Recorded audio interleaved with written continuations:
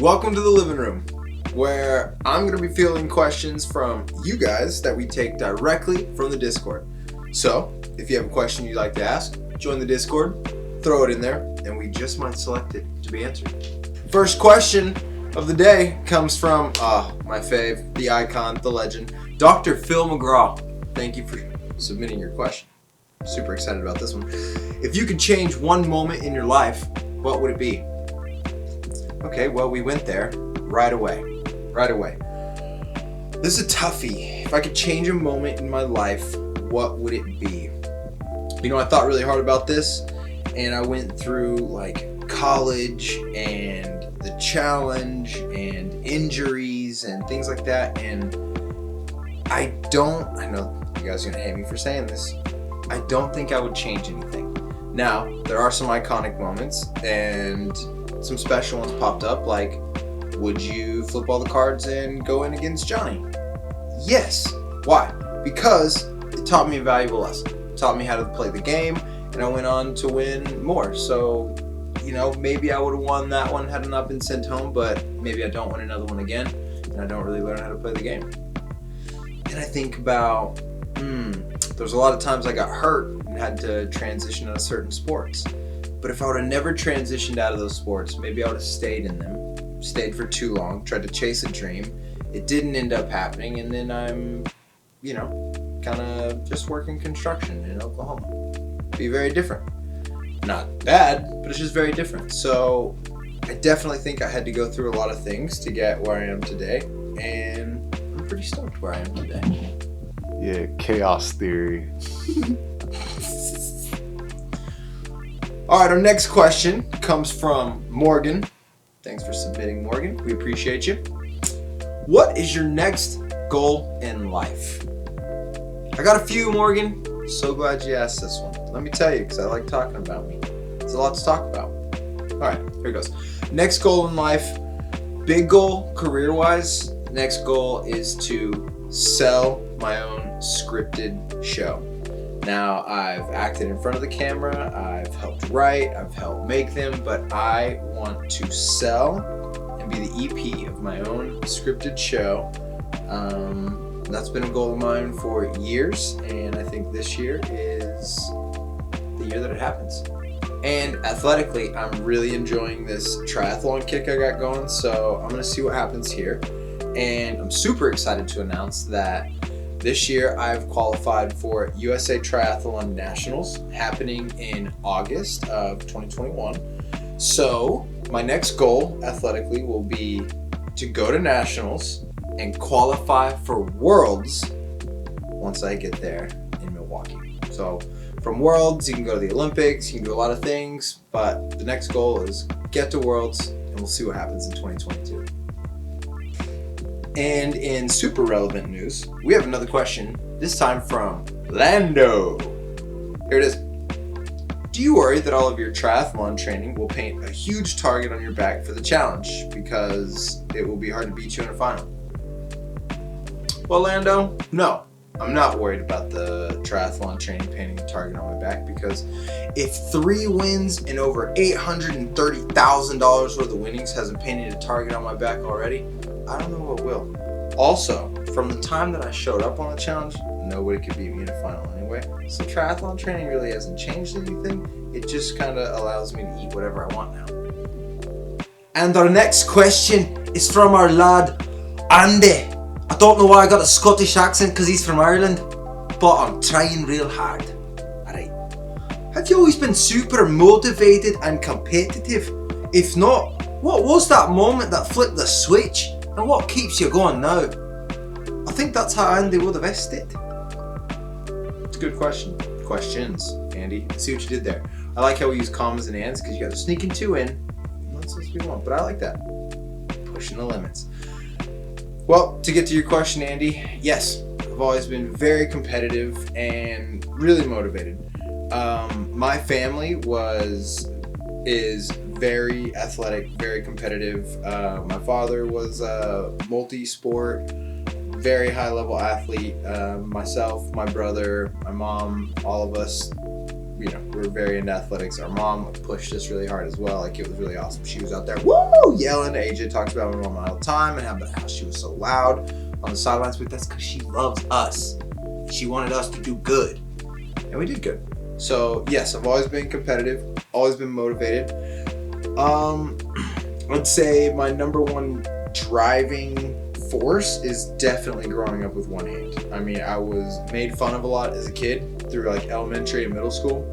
I was also kind of chubby, so it all compounded, and kids are little fuckers sometimes. So I'd come home crying, and my dad would just be like, yo, you need to tell these kids crazy stories and they'll leave you alone because they'll think you're tough. And so I would tell kids that I was like chased by dogs and alligators and sharks, and I had to fight them off, and they'd be like, whoa, that's crazy. And then I kind of flipped that and used that in sports as a way to like, hey, I can't be as good as these kids. I have to be better than them. So that way they'll see me as equal. You know what I mean? Like, even when you're equal, they still have something on you because they're like, well, you still got one hand. It's like, yeah, I know. So that's why I have to be a little bit better, or in my mind, I have to be a little bit better. So that way they really can't say anything, right? Because if people are like, well, you got one hand, I'll be like, scoreboard. Do you know what I mean? That was like the term we used to say back in the day, like scoreboard if we were winning. And it'd shut them up. All right, next question is from Don't Embed My Status. I am fucking great at names because that was tough. It's all one. There's no spaces in this. That I feel like I said that perfect. Let me know on the Discord if I didn't. And if I didn't, fuck off. Is there a single accomplishment, experience, success, or failure that stands out in my mind as being the most important, or that has taught me the most about life and or myself?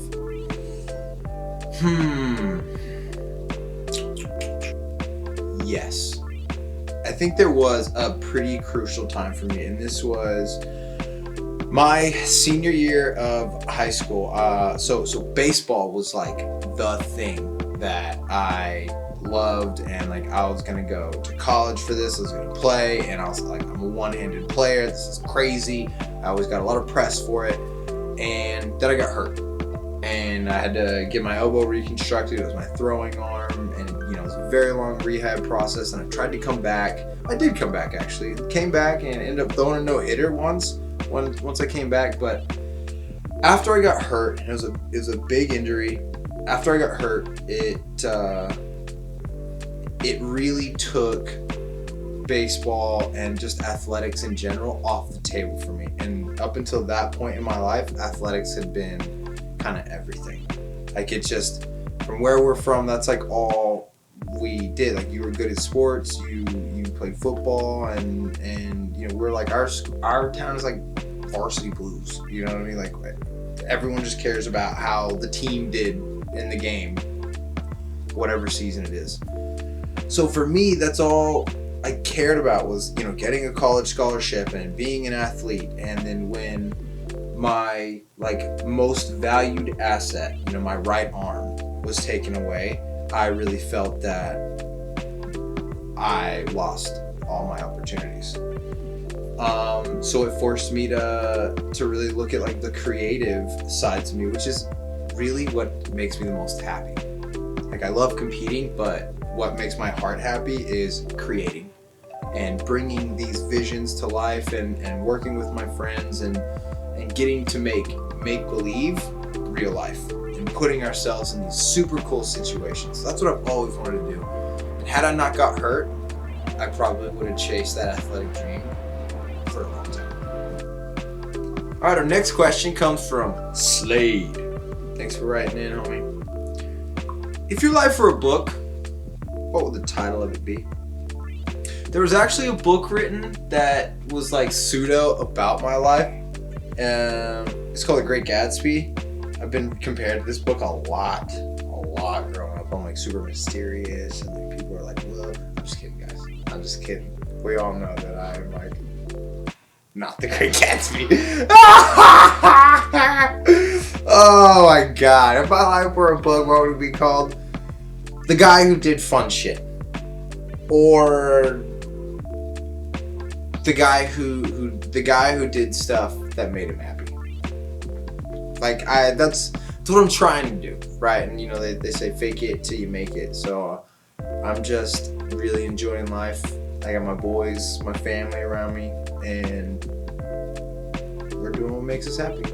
So hopefully we continue to do that, and not chase these fickle little fads and things that come up, and just stay true to ourselves, have some fun, make some cool shit. That's what I like my book to be about. Next question comes from Larry, the heavy hitter Caruso.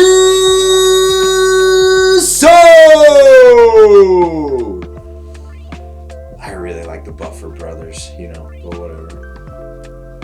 From Larry, who are your role models growing up, and do you have any newly developed ones as you continue to work in the film and fashion industry and training for triathlons? As I said before, growing up, heavily influenced by like athletics and things like that. So one of my role models was Jim Abbott. Jim Abbott is a one-handed baseball player, and he was actually missing his left hand. No, he was missing his right hand at the wrist. It was like similar as mine. He was born with it. He was a quarterback in high school as well. He went on to play for the New York Yankees as well as the Angels, and I got to meet Jim. When he played against Oklahoma's. It's actually the Texas Rangers. Wait, they're actually the Oklahoma City Red Hawks.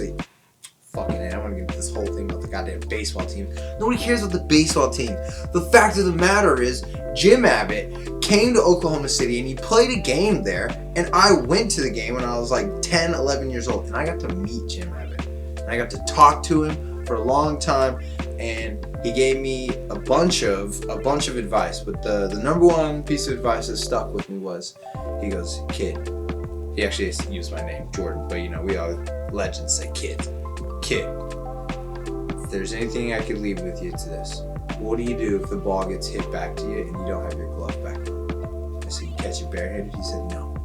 Get out of the fucking way." I said, "That's smart." So, thanks, Jim.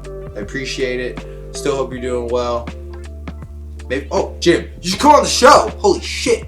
This is a good idea. I just had this idea. AJ, write this down. We're going to have Jim on the show. That'd be great.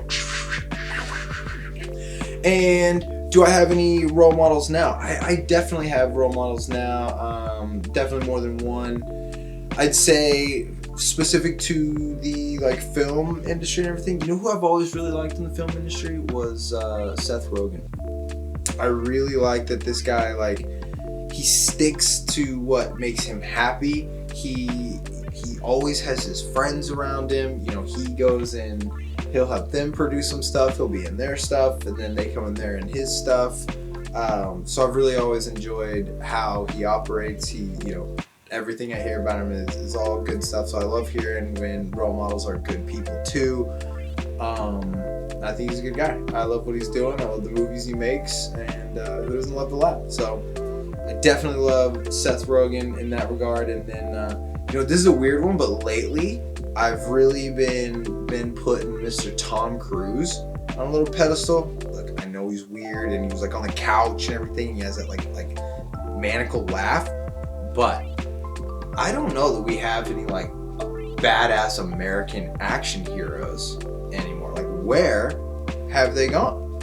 Tom Cruise is he's kind of it right now, and I want to do what Tom Cruise does. He actually flies planes, rides motorcycles, drives F1 cars. I want to do that stuff. So, Tom, if you want to come on the show, AJ, we should have Tom on the show. That's a good idea. You should write this up. I didn't even think of him. We should definitely have Tom Cruise on the show. Tom, if you're watching, J-Funk, lots of love. Got you, buddy. All right, question. If you could choose any one male and one female challenger, past or present, dead or alive, it doesn't say that, to be your partner or lawfully it doesn't say that either. I'm kidding. All right, I'm going to start over. Okay, this is the real question from J-Funk. He's our buddy. Lots of love. If you could choose any one male and one female challenger, past or present, to be your partner for a season, who would it be?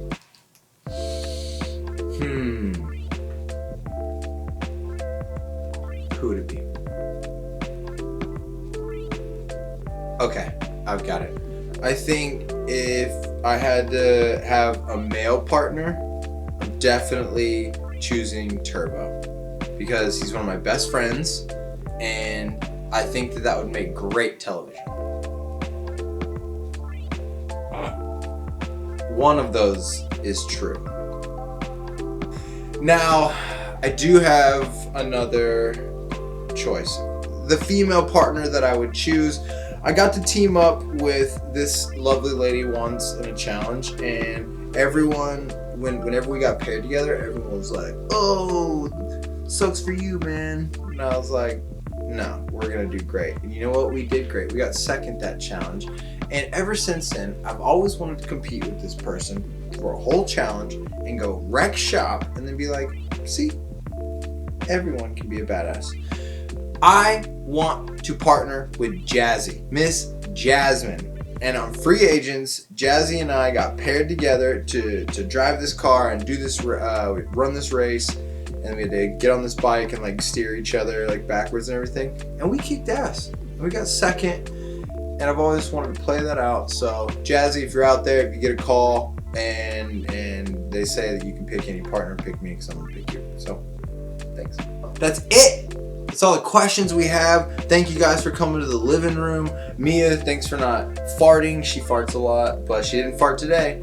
And AJ, thank you for being here. He set up the camera, he set up the lights for me.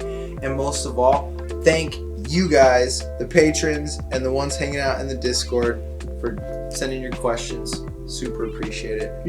We're going to keep doing this. So, we'll see you guys next time.